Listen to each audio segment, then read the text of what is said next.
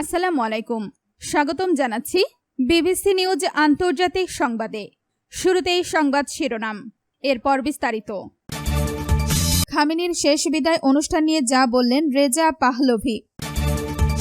রাশিয়ার তেল টার্মিনালে ইউক্রেনের ভয়াবহ ড্রোন হামলা। হরমুজ প্রণালীর ওপর ইরানের নিয়ন্ত্রণ, পারমাণবিক অস্ত্রের মতো শক্তিশালী মেদভেদেভ।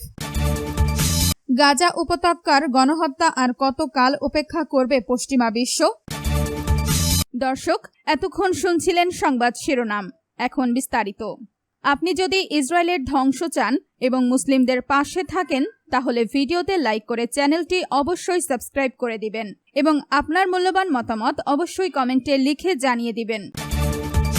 খামেনির শেষ বিদায় অনুষ্ঠান নিয়ে যা বললেন রেজা পাহলভি। ইরানের সাবেক সর্বোচ্চ নেতা আয়াতুল্লাহ আলী খামেনিকে রাষ্ট্রীয় মর্যাদায় শেষ বিদায় জানাচ্ছে ইরান। এতে দেশটির লাখ লাখ মানুষ জড়ো হয়েছেন।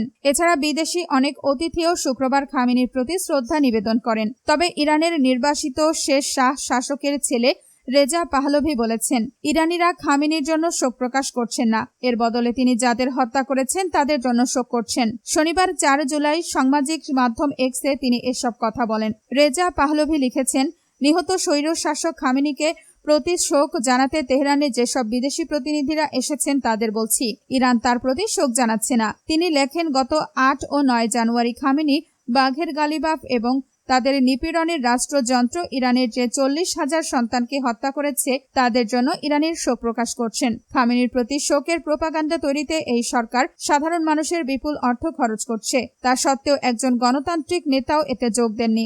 গত ডিসেম্বরে ইরানের সরকার বিরোধী বিক্ষোভ ছড়িয়ে পড়েছিল।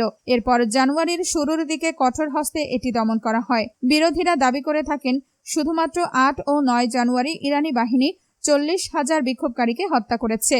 আপনি যদি ইসরায়েলের ধ্বংস চান এবং মুসলিমদের পাশে থাকেন, তাহলে ভিডিওতে লাইক করে চ্যানেলটি অবশ্যই সাবস্ক্রাইব করে দিবেন এবং আপনার মূল্যবান মতামত অবশ্যই কমেন্টে লিখে জানিয়ে দিবেন। রাশিয়ার তেল টার্মিনালে ইউক্রেনের ভয়াবহ ড্রোন হামলা।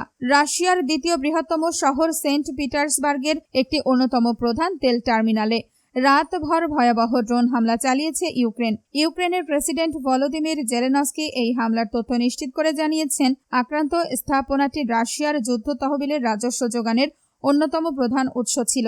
একই সঙ্গে ওই অঞ্চলের একটি গুরুত্বপূর্ণ রুশ নৌঘাঁটিতেও আঘাত হানা হয়েছে বলে দাবি করেছে ইউক্রেনীয় সামরিক বাহিনী।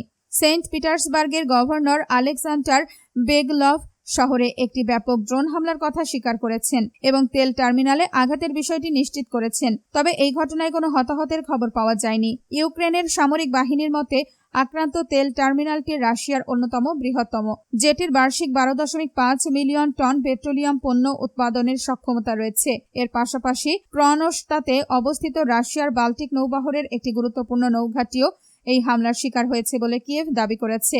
যদিও রাশিয়া এই নৌঘাঁটিতে হামলার বিষয়ে এখনও প্রকাশ্যে কোনো মন্তব্য করেনি।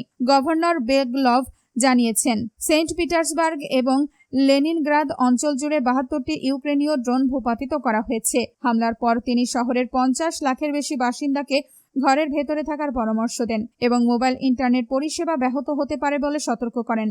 আপনি যদি ইসরায়েলের ধ্বংস চান এবং মুসলিমদের পাশে থাকেন, তাহলে ভিডিওতে লাইক করে চ্যানেলটি অবশ্যই সাবস্ক্রাইব করে দিবেন এবং আপনার মূল্যবান মতামত অবশ্যই কমেন্টে লিখে জানিয়ে দিবেন।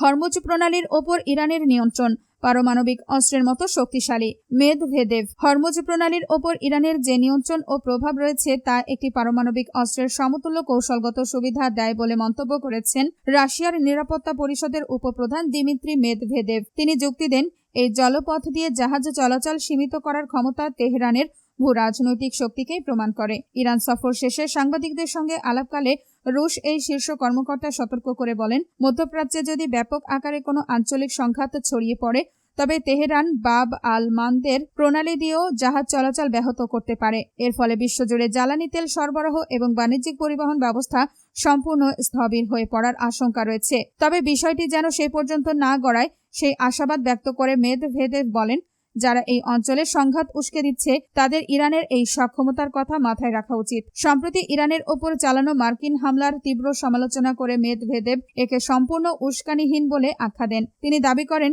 যখন দুই পক্ষের মধ্যে সমঝোতা আলোচনা চলছিল তখন ইরান আমেরিকার জন্য কোনো হুমকি ছিল না। এই হামলা আন্তর্জাতিক আইনকে মারাত্মকভাবে লঙ্ঘন করেছে উল্লেখ করে তিনি জানান, ইরানের পারমাণবিক কর্মসূচি নিয়ে সৃষ্ট উদ্বেগ নিরসনে রাশিয়া আগেই একটি শান্তিপূর্ণ সমাধানের প্রস্তাব দিয়েছিল। আপনি যদি ইসরায়েলের ধ্বংস চান এবং মুসলিমদের পাশে থাকেন তাহলে ভিডিওতে লাইক করে চ্যানেলটি অবশ্যই সাবস্ক্রাইব করে দিবেন এবং আপনার মূল্যবান মতামত অবশ্যই কমেন্টে লিখে জানিয়ে দিবেন। গাজা উপত্যকার গণহত্যা আর কতকাল উপেক্ষা করবে পশ্চিমা বিশ্ব? গাজা উপত্যকায় ইসরায়েল কর্তৃক পদ্ধতিগতভাবে গণহত্যা চালানোর বিষয়টি জাতিসংঘ ও আন্তর্জাতিক সম্প্রদায়ে একের পর এক স্বাধীন তদন্তে প্রমাণিত হলেও পশ্চিমা বিশ্বের প্রভাবশালী দেশগুলো এখনও এই নির্মম সত্যকে স্বীকৃতি দিতে অস্বীকৃতি জানাচ্ছে। অতি সম্প্রতি গত 23 জুনে অধিকৃত ফিলিস্তিনি ভূখণ্ড সংক্রান্ত জাতিসংঘের স্বাধীন আন্তর্জাতিক তদন্ত কমিশনের একটি নতুন প্রতিবেদনে ফিলিস্তিনি জনগণের, বিশেষ করে শিশুদের ওপর ইসরায়েলি বাহিনীর চালানো ভয়াবহ অপরাধের বিশদ বিবরণ নথিভুক্ত করা হয়েছে। এর আগেও 2023 সালের অক্টোবর থেকে শুরু হওয়া এই সংকটের পর 2025 সালের সেপ্টেম্বর এবং অক্টোবরে জাতিসংঘের বিশেষ দূত ও তদন্তকারী সংস্থাগুলো গাজায় গণহত্যার অকাট্য প্রমাণ হাজির করেছিল। কিন্তু বিগত 2 বছর ধরে বিশ্বজুড়ে মানুষের মোবাইল স্ক্রিনে 24 ঘন্টা ধরে লাইভ সম্প্রচারিত হওয়া ধ্বংসযজ্ঞ, জাতিগত নিধন ও চরম অনাহারের চিত্র দেখার পরও পশ্চিমা নীতি নির্ধারকেরা এই বাস্তবতার দিকে চোখ বন্ধ করে রেখেছেন। বিশ্বের সবচেয়ে প্রখ্যাত মানবাধিকার সংগঠনগুলোর মূল্যায়ন এবং খোদ ইসরায়েলি কর্মকর্তাদের নিজস্ব বক্তব্য যেখানে এই গণহত্যার উদ্দেশ্যকে স্পষ্ট করে, সেখানে ইউরোপ ও পশ্চিমা রাষ্ট্রগুলো একটি কঠোর ও একঘেয়ে অবস্থান বজায় রাখছে। আন্তর্জাতিকভাবে প্রকাশিত এই বিশেষ প্রতিবেদনগুলোর ওপর পশ্চিমা কর্মকর্তাদের আনুষ্ঠানিক প্রতিক্রিয়া প্রায় অনুপস্থিত বললেই চলে, যা অন্যান্য দেশের ক্ষেত্রে সম্পূর্ণ ভিন্ন রূপ নেয়। রাজনৈতিক, গণমাধ্যম ও সাংস্কৃতিক অঙ্গনে ইসরায়েলের ক্ষেত্রে গণহত্যা শব্দটি ব্যবহার করা যেন এক অলিখিত নিষেধাজ্ঞা বা ট্যাবুতে পরিণত হয়েছে। এই দ্বিচারিতা বিশ্ববাসীর মনে এই সন্দেহের জন্ম দিচ্ছে যে গণহত্যার স্বীকৃতি এখন নির্ভর করছে অপরাধীর পরিচয় এবং ভুক্তভোগীদের মর্যাদার ওপর।